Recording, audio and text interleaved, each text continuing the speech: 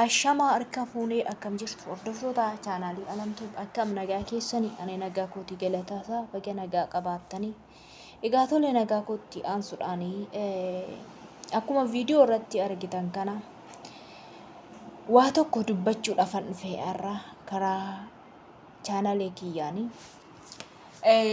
namoonni chaanaloota hedduu hordoftanii viidiyoo kana argitanii jirtu suurota kanas argitanii jirtu kun taateen ta'e dheengadhaadha kan ta'edha keessattuu bakki itti ta'e aanaa jalduu godina Amboo jalattidha Shawaa jechaadha. Dhugaa dubbachuudhaaf waan baay'ee nu gaddisiisu waan baay'ee ilkaan nurraa dhumudha. Nu waan biyya ormaa keessa jirruuf maloota biyya keessa jiraanne dhugaa rabbiiti jechaadha waan baay'ee nama gaddisiisu. Uummata nagaa qotatee, uummata nagaa taa'ee, uummata nagaa ijoollee isaa barsiifatee, uummata nagaa barattoota nagaa baratanidha. Uumaa balleessaa tokkoof yakkaa tokko otoo hin qabaanne kan du'aa jiranidha. Rabbiin boqonnaa isaanii haa kennu. Naannoo nama 16 bakka tokkotti fixan. Maal godhan? Mana manatti itti seenanii fixan. Uummanni kun maal godhe? Daa'imni wallaalleen maal goote? Abbaadhaa fi intala, abbaadhaa fi mucaa. Maali barri keenya kun barri akkanaa kun? Maali barri keenya kun barri akkanaa kun obboloota koo? Maal balleessine, maal yakkine, maal taana naatiif abbaan, maal taanaan dargaggeeyyiin dhumaan nu harkaa dhumaan wallaalleen nu harkaa dhumte maalidha maal yakkinaan? Uummanni nagaa hojjetatu, uummanni nagaa mana nagaatti itti seenanii uummata nagaa yaada nagaa taa'u qotee bulaa sim jedhee taa'u gizee fixan, gizee ibiddaan guban. Kana waaqumtuu maal jedha laata teessoo irra taa'e? Namni lubbuu baatee akkamitti lubbuu galaafachaa oola? Biyya mootummaan keessa jiru, biyya itti ilmoon haati abbaan bakka tokkotti qalamu. Mee maal akka isinitti dhaga'amu beeku? Kuni gadda guddaa baay'ee gadda guddaa namatti dhaga'amu. Gizee tokkicha awwaaluu dadhabanii guyyaa tokkicha awwaaluu dadhabanitti guyyaa lammaffaa ganaatti fufanii awwaalan uummanni kun. Maal akka keessa jirruu fi maal akka taanu nutti gaaffidha. Uummata siyaasa bakka godhatanii uummata siyaasa keessaa quban qabne, uummata waan kamirraayyuu bilisa ta'ee gadi jedhee hojii isaa hojjetatee of jijjiiruu, maatii isaa guddifachuu, dhala isaa guddifachuu, qoonqoo isaa kanatti of jiraachisuudhaaf axaxaaree hojjetachaa jiru. Uummata akkasii kana hoggaa dhaqanii rasaasan ajjeesan, rasaasan guban. Abbaa fi ilma wal bira teechisanii hoggaa guban. Mee maaltu akka isaanitti dhaga'ame ani garuu hin beeku. Wanti nu dhaga'us hin jiru keessattuu biyya kana Wallaggaa fi Shawaa Amboo godina jalatti gara baadiyyaa isaatti wanti taa'aa jiru wanta garaa nama gubu. Wanta garaa nama gubochaadha. Manaa baafamanii ajjeefamu, manaa baafamanii qalamu. Akkatti dubbatan hin qaban eenyumtuu isaan hin dhaga'u. Miidiyoota tokko irratti illee fakkeenyaaf wantoota tokko hin haasa'u. Wanta dhoksaatti ijoollee gadi baasanii qalan kana immoo miidiyaa irratti wanti dhaga'amu hin jiru. Mee maaluma akka ta'uu fi maalitti akka garam deemu? Uummanni keenya uummata keenya sagalee taa'uu dhiise. OBN miidiyoonni gurguddatanii uummata keenyaaf sagaleen ta'u. Ijoollee baay'een miidiyaa irratti kan gurguddatanii feemasii ta'anii jiran uummata keenya kanaaf sagaleen ta'an. Isaan uummata taktakii fi tiiktookii bichaa beeku. Taktakiidhuma kana yeroo ofii fixachuu bichaa beeku. Uummata keenya akkaatti dhumaa jiru kana nama muraasadha namni sagalee ta'aafii jiru. Taaptaabiin kunis hin darba. Wanti miidiyaa irratti hojjetamu kunis hin darba. Garuu uummata har'aa akkanatti dhiigni isaanii lola'ee balleessaa tokko malee otoo homaa hin godhin otoo homaa hin balleessin otoo homaa waan tokko hin dalagin ummata nagaa gubbaarratti akkasitti rasaasa gadi naqanii ajjeesan kanaaf maaliif sagalee ta'uun hin barbaachifne maaliif ummata akkatti dhumaa jiru kanaaf yoo sagalee ta'an maali duutumti kun nurraa dhaabate maatii keenyarraa yoo dhaabate dararaan kun yoo dhaabate dararaa dhumtan mana ga'u kun ummata keenyarraa yoo dhaabbate maal ta'a ummata shawaaf ummata wallaggaarra maaluma balleessinaan akkatti ummata nagaa ummata keenya fixu maal balleessite wallaallee no wallaallee daa'imni maal balleessite daa'imni xiqqoo umurii waggaa 10 gadi maaf rasaasan gubamti abbaan maaf jaarsi guddaa maanguddoo maaliif rasaasan gubata maal godhe jiraachuudhuma isaatiif immoo akkanatti fixuun maaliif barbaachise kuni waan baay'ee nama gaddisiisu keessattuu dhoksaadhaan wantoonni ta'aa jiru egaa akkatti dubbannu hin qabnu boru keessatti galla waan ta'eef hoon keessatti galee hondu'e maalanis dhugaa rabbii jecha otoon har'a kan egaleetoo bakka isaanuma keessa taa'eetuma wajjin hin du'e dasnaadha sababiin isaa ummata koo kana akkatti dararuu ummata koo kana akkatti fixuu ana garaan koo tole hin jedhu warri naannoon keessan nagaa qabu ummata nagaa hin qabne kanaaf ummata dhumaa jiru kanaaf sagalee ta'a OBN irratti kallattii garaagaraa irratti sagalee haa ta'aniif maaloo sagalee ta'aniif maaf dhuma barataan hin du'a maali du'uma addaatiin inni karaa keenyaa kanatti ta'aa jiru maala nagganaa akkatti dubbatu hin qabu ilmoon namaa tokko eenyuun akka ajjeefame eenyu akka isa ajjeese hin beeku ummanni kun siyaasa keessa hin jiru eenyumarraayyuu harka kamirraayyuu bilisa kan ta'edha kan hojjetatee bulu kan xaarratee dafqatee buludha ani bara akkamii keessa akka jirru dhugaa rabbiiti baay'ee natti gaaffidha jechaadha bakka tokko yaa'iin kee taanaan ammumatti gadi fe'a mangistiin keenyas ammumatti gadi fe'e waarratee uummata nagaa ficcisiisa yaa waaq dhiiguma uummata kanaa dhiiguma ilmaan oromoo kanaa lafan kaa'in keessattuu dhiiga wallaallee homaan beekne gaariif yaraa adda baafattee hin beekne daa'ima xiqqishu dhugaa akkasitti rasaasatti naqan kana waan dhammayyuu teessoo irraa ol jedhee dhiiga dhaloota keenyaa haa faradu dhugaa namni hin faradu namni hin dubbatu ajjeesuu bichaadhaan itti kaata waaqayyo immoo garuu dhiiga nama keenyaa haa baasu.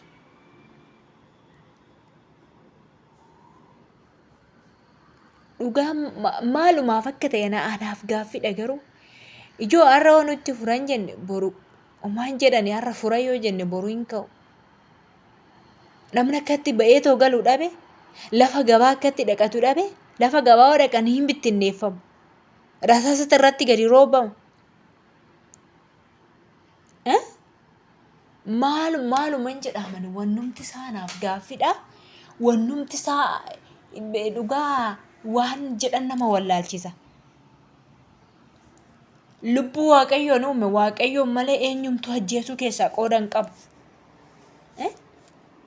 maaf akkanatti ajjeefama maaf akkanatti ilmaan keenya maaf akkaataatiif abbaan maaf akkaatti obbolaan keenya nu biraa dhuma lafa argatanii lafa fixanii shumashiitiin nama fixxeetti gadi dhumu malee itti asiin gadee dhuman kanaadhaniit uummata keenya fixu uummata nagaa in xaarratee bula homaan qabu dafqee bula dafqa isaatiin bula namarraan deemee annamaan saamu annamaa hinatu dafqa isaatiin bula dafqa isaatiin jiraata nama dafqa isaatiin jiraatu maal akkasitti ajjeesuun maali gara jabummaan akkanaa maali itti ol seenanii ajjeesuun maali boonyee dadhabni watwaanne dadhabni dhugaa waaqayyooti asii yoo jenne asiin asii yoo jenne asiin ummanni keenyaas fiiga achi fiiga dhugaa rabbii dubbachuudhaaf obboloota koo ummanni keenya naannoo keenya gara baadiyyaatti jechaadha asiin dhugaatti dhufan akkas fiigu as fiigu achi fiigu Maanguddoo dadhabaa mana ta'a. Dadhabaa mana taa'u sani yoommoo garaa laafaniif immoo itti seenaniituma dhiisanii ajjeesuu sana dhiisanii yookaan waan ta'e waan mana sana keessa jiru fudhatanii nyaatanii waan badullee nyoodhu. Itti dhiisan amma horiidhuma saamuyyuu qaban jedhan. Kanuma xaaxaan hin qabne. Horii haa fudhatan lubbuu namaa maa ajjeesu? Horii qabeenya isaanii haa saamani. Qabeenya haa saamani. Qabeenya yoo jiraatanitti dhufu. Maal abbaa ishiiti? Maal lubbuu namaa ajjeesu? Qabeenya isaanii haa fudhatani. Dhugaa rabbiiti. Qabeenyaan maal namaa godha? Lubbuun baate kun har'a hin deebiti. Lubbuun baate kun hin deebiti. Maali garaan nu gubate dhugaa garaan nu waaddame garaan nu affeellame. Gubanne namatti mannus dhabne eenyutti manna see'uun nu dhagaa rabbi tokkicha isa ta'e kana bicha isa waan hundumarratti faraduu danda'u kan yoo innumti teessoo irra taa'ee farade malee akkanatti dhugaa dhoksaadhaan uummanni keenya dhumaa jira. Dubartiin hin dhumti, dhiirri hin dhuma, daa'imni wallaalleen hin dhumti, maanguddoon hin dhuma. Maalumaaf ibiddaan fixu? Ibiddumaan maa fixu? Maal goonani? Dhugaa amma qooda miidiyaarraa akkasitti warroonni waan hundumaanuu chaanaalii isaanii guddifatanii jiran kun warroonni sagalee ta'uudhaan beekaman kun otoo warroonni tiktook irraa yookaan miidiyaa garaagaraa irra tiktook kanarraa iyyaa oolan kunis odoo uummanni kun waliigalee ta'u sagalee ta'e biyyoonni gurguddatan sagalee isaanii kana dhaga'anii iyya sagalee kan namoota kana dhaga'anii afaan garaagaraa ta'uu dubbatanii wanti kun akka dhaabbatu ni godha. Garuu ijoolleen keenya uummataaf sagalee ta'uurraa ishumaarraa birrii argatan kana kadhattuu taatee jirra teesse ta'u taaptaap godhaa maalii godhaattee jirraa kadhatti. Kadhattoota dafqitee ani hojjenne jirraa kadhatte teesse biyya ormaan jiraattee biyya ormaatti lubbuun maatii ofii akkasitti hoggaa darbu. Yaada maal godhu warra madaa qabutu warri keessi namaa madaa'eetu gubata malee warri keessi hin madoofne homaa xaaxaa hin qaban homaa rakkoo hin qaban kan isaan irra hin geenye waan ta'eef inni shawaarra akkanatti jiru kun fi inni wallaggarra jiru kun biyya hundarra hin hanqatu garuu immoo dhugaa waaqayyooti hin gammadu biyya hunda haga'us jedheetoo hin kadhadhu nurraa dhaabbatudha malee nurraa dhaabbatu biyya kamirraayyuu haa dhaabbatu shawaarra isaa dhaabbatu. Wallaggarraa isaa dhaabbatu. Balleessadhuma saba dhaloota kanaa balleessadhuma saba kanaa dhabeen waan mattiin balleessaniituma du'an waan mattiin balleessaniituma ajjeefaman waan mattiin balleessaniituma uummanni kun akkasittiin dhumutu na dhibeen.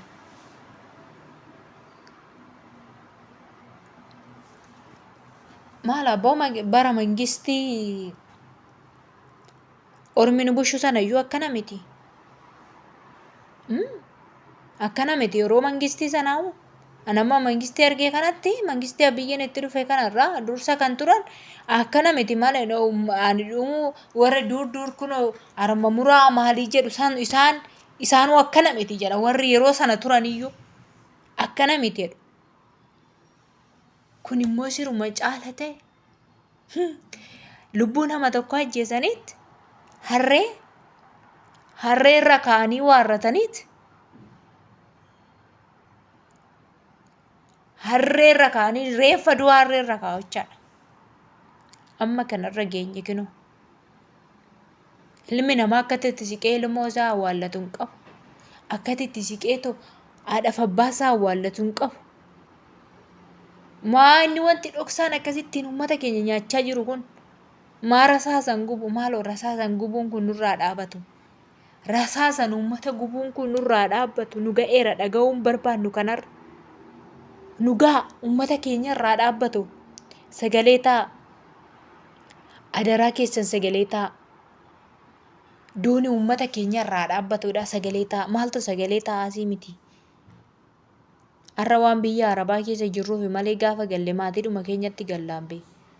Karaan galasaatu argame. Dhugaa dubbachuudha ani amma haadha na biyya koo galeen ture haadha na deessee ija kootiin hin argine. Haadha na deessee ija kootiin hin argine. Sababiin isaa maal godhuree daandiin cuccufaadha garri itti deemtu hin jiru. Wal dhabne jechaadha.